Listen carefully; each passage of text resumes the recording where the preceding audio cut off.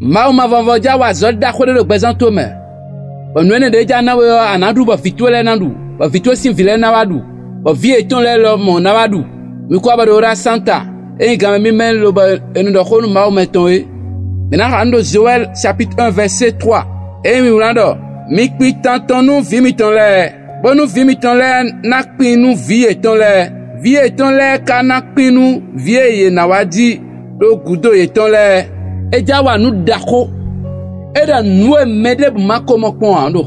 Po tu e be arrêté nou an to tu e me a. Nou e mako jokpon an.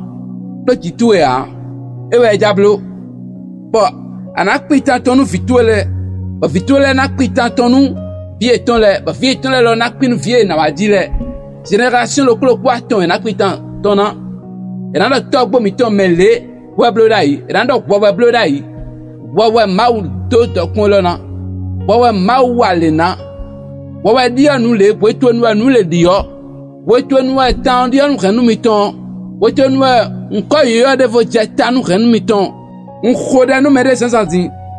Poda mau na blo nou de. Lobo nko to na dio. Mau na blo nou de. Ba vitole e na du beton. Ba vivu tole na du beton. Ba vivu tole si vilo na du beton.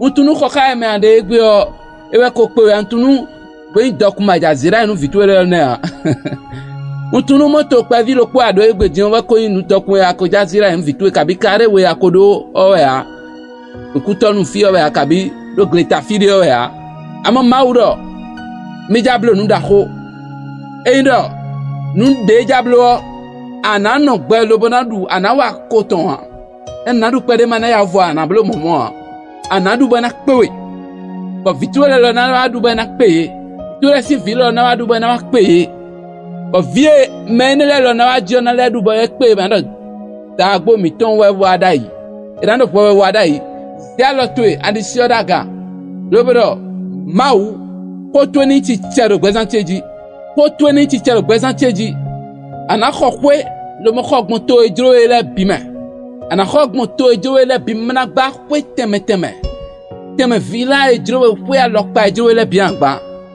akwe na pwedo we a je na pwedo we a gana pwedo we a do mawdo nwe ma mopon do pweto egbe a da to le mamo we mi jablo do presento me ni mo nwe do Jesus sin come ami ifa ni lo polo mi tonton